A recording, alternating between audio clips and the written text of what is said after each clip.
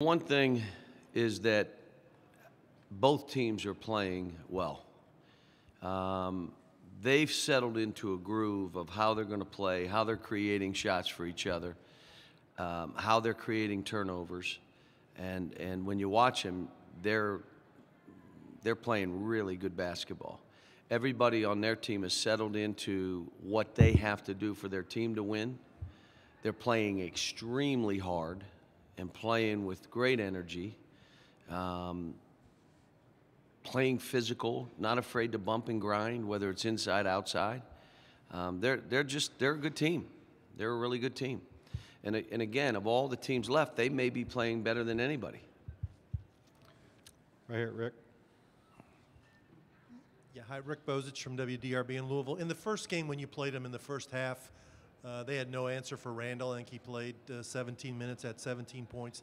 Obviously, in the second half, he cramped and didn't do anything. Is he a particularly big mismatch problem for them? Maybe. I mean, obviously, they watch that tape and they'll have an answer for it. I think their zone and their matchup zone could be an answer for it. Putting Harrell on him, they put Van Treese on him that game. I imagine they'll put Harrell on him. But, you know, we're playing different too. So it's, you know, the game is, we're both just two different teams than we were that game. Some of the things we did in that game, I shook my head, and I imagine he did the same thing. Right here. Myron Metcalf, ESPN.com. John, can you talk about the difference between the team that kind of struggled throughout the regular season and the team that we saw in the opening weekend that played really well against Kansas State and Wichita State? Well, we didn't struggle throughout the whole season. Every game we lost was like a 2-point, 3-point game.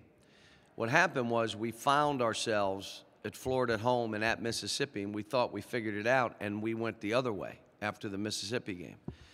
Then we went into conference tournament, and we started really gelling because we accepted roles, and we did a better job. And a lot of this was on me. I mean, we hadn't really defined the roles because we hadn't really figured each other out.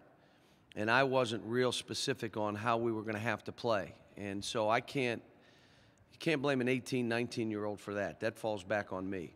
But what I just told John out in the hallway, I'm just happy we didn't run out of road before we got it, or run out of runway before we finally figured it out. Right here. John, Bob Kravitz with the Indianapolis Star. Can you just generally trace the evolution of your team throughout the season? And at what point did you feel like they started to really get it? Our conference tournament. And, you know, early on, we were just trying to bulldog everybody. Early on, we weren't creating good shots for each other. It was almost like we were 5 individuals.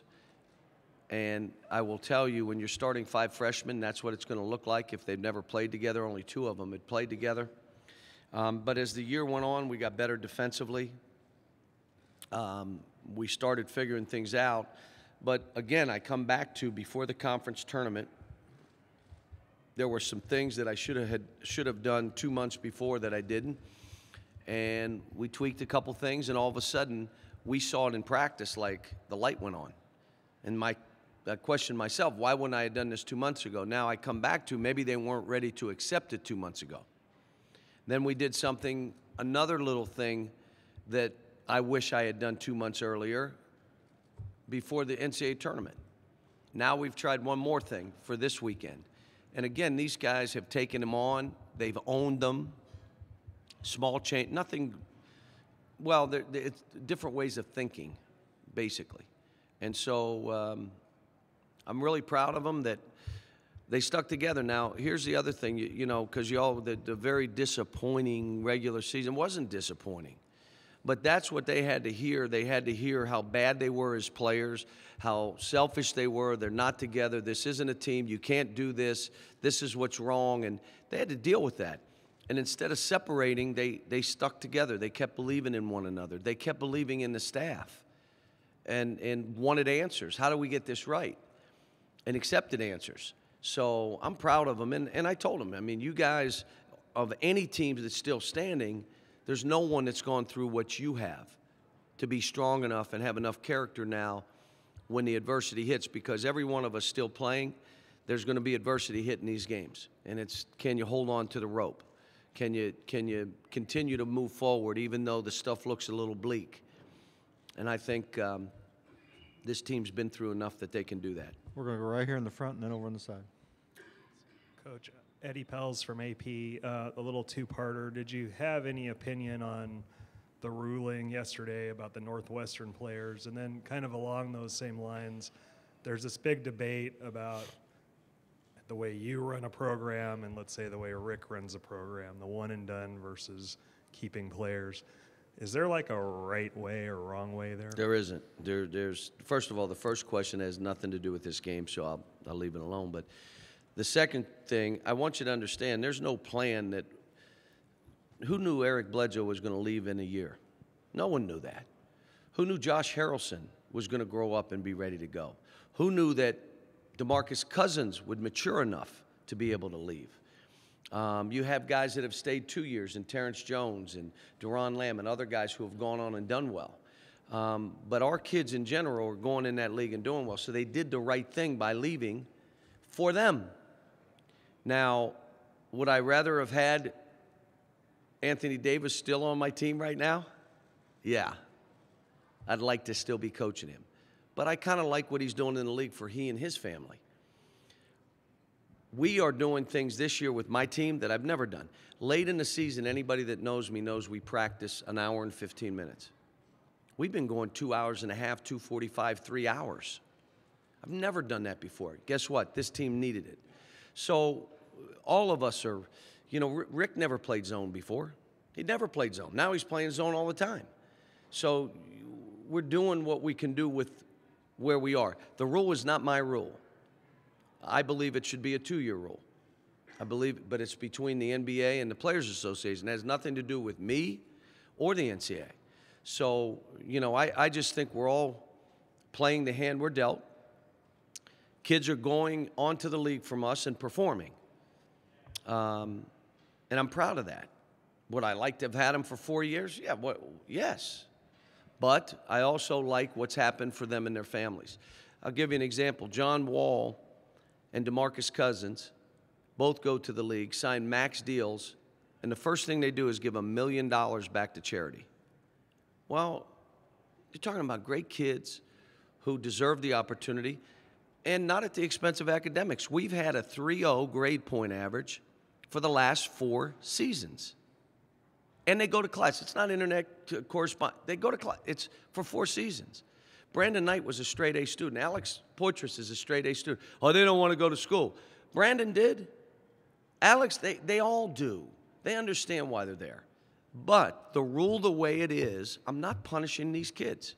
If they choose to leave, even though they maybe shouldn't leave, but they still choose to leave, I'm going to support them. It's their decision for them. It's not about me. And it's not about the University of Kentucky at that point.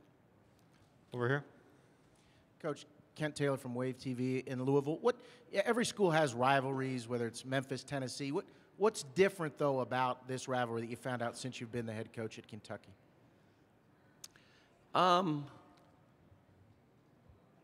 People grieve for a year after the game.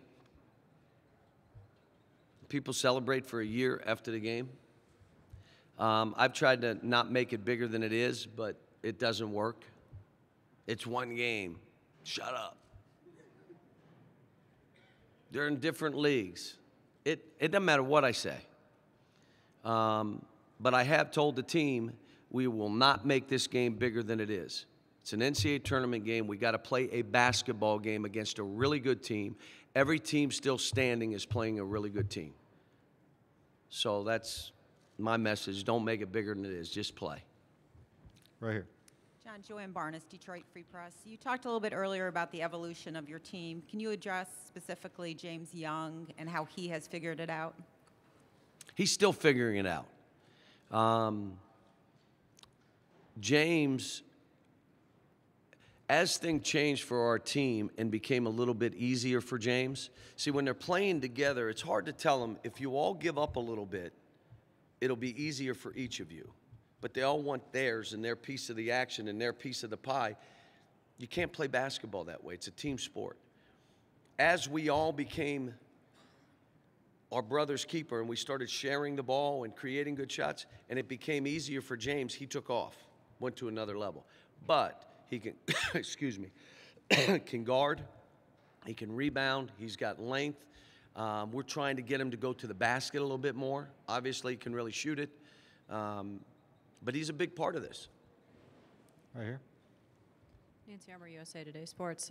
Cal, you talked about some of the things that your kids had to hear. Do you think that that gives them motivation right now? And also, too, how much of an unfair comparison is it for any freshman now at Kentucky, considering what your group did 2 years ago? You mean with Anthony and the national championship team? I just said in the hallway, it's not the same because you had Darius Miller, Terrence Jones, and Deron Lamb, and Eloy Vargas all went to the Final Four the year before. So they could talk to those freshmen. Our freshmen, it is all on them. When Anthony Davis went 1 for 10 in the championship game, at halftime he said, guys, I can't make a shot. All I'm going to do is rebound and block shots. You guys do all the scoring. This is on these kids. I mean, there's no, okay, you do it, I'm going to have a tough day. So it's a different deal. But I will tell you that I'm really proud of what they've been able to do, that they've grown a ton, that they've come together as a team at the right time. But this is a different deal. This is all records, their record, our record against each other, their conference. None of it matters in this game. This is a one-game shot. Get out there and have more fun and play. Do what you do. Here. Coach, over here to your left. Coach Cal. Which left? Other That left? Chris Hagan, Fox Indianapolis. I know for all teams it's important to try to keep the outside noise to a minimum in the locker room. Obviously, in this day and age, fans can get on there in an instant with a Twitter. Is there a way you try to shield your guys from hearing some of these harsh comments, or what's your policy as far as that goes? It's hard because I say to everybody, you know, obviously Twitter and social media is not going away. All you people that say, I'll never do it, okay. You're like the only one in the universe. It's not going anywhere. But how you deal with it, I never see anything. My job is to get information out, to pick people up, to let the Big Blue Nation know how I'm feeling, to do things, prayers and other things, give out information, and I see nothing coming back. But our people say, yeah, but you got filters. You got 5 of us that look at all your stuff so you don't have to deal with it. As a player, there's stuff coming back that they sometimes may look at. I tell them, don't look at it. This week, what I told them is, don't watch any TV. Watch the History Channel. Watch biography. Watch the Military Channel. Watch movies. And don't read anything. Don't look at anything. It has no bearing on this game we're about to play. Let's just focus on that. But it's hard for these guys. If you and I were 18 and people were throwing stones at you, you're gonna catch it. You're gonna see it. But I think they've done a good job, and it's not tainted them. They're not mean and nasty, and they're not that way. I mean, they're a bunch of good kids that got rattled. They got rattled, but they stayed together and they stayed strong. It shows a lot about their character. Stay on schedule. We're going to have time for 2 more. So right here, and then we'll go over here. Hey, Coach, Ben Strauss from the New York Times. Get a lot of questions about the one-and-done kids, but how about a guy like John Hood has been around as long as you have? How helpful? He's as old as I am. You're right. How helpful has he been when you get, you know, a lot of turnover on your roster and you have some stability there? And you know, is he like another coach? And what has he brought to the team? He's been. I can't begin to tell you how much he's grown. From a young man that felt overwhelmed. Think about it. He played against 17 NBA players in his time. 17. And they tried to kill him. He had to go against them. It's not like he was sitting on the side. He was playing against John Wall and Bledsoe. And we tell stories. I say, John, am I lying? Like I tell these guys a story about how they were. John, is that? Yes. But the second thing I want to tell you, he went from overwhelmed to a little angry to one of the greatest kids I've ever coached that understands, is playing with joy, which is what we try to teach. You can't have the weight of the world on you. That when he goes in, he's not afraid to play, and he says, the light went on, Coach. He said, I went from hating every one of you, including you, to now understanding, and I love every bit of this. He would make a great coach if that's what he chooses. Right now, he is coaching. I can't remember what game it was. We're playing against the zone, and he looked at me and comes down. He said, Coach, the lob is there. So the next time out, I said, the lob is there. We throw the lob, dunk, and I went down and high-fived him. So he graduated. He's working on postgraduate stuff. He's already got people lined up to give him jobs if that's what he chooses to do. But that's what you want. That's why I wish I had guys 4 to 5 years. But it's not my rule. It's not my rule. It's not what I want. But I'm not going to hold a kid back. Just like John Hood, I want to do right by him. I want to do right by John Wall. And all the Anthony Davis, you want to do right by those kids. One final question right here. Cal, how would you characterize your relationship with Rick, and where do you think the perception comes that it's sometimes a little bit cold? I would say we're friends. I mean, he and I, we were in touch throughout the year, back and forth. He'd throw something at me, I'd throw something at him, and, you know, different things about our teams. But it's, one, we're getting older, both of us, and I think I'm not on his mind and he's not on my mind, so to speak. We all got tough jobs, what we're doing. I know that he is a great coach. He's done it at different programs. His kids play with great energy and they play with confidence, and it's every year. And so, you know, the stuff about, you know, they're at each other's throats, it's just not accurate. I mean, I just don't, I'd be stunned if he thinks of me in a week. Like, my mind is, we're both of us have tough jobs that we have to be engulfed in what we do. Thank you, Coach. Thanks. See you tomorrow.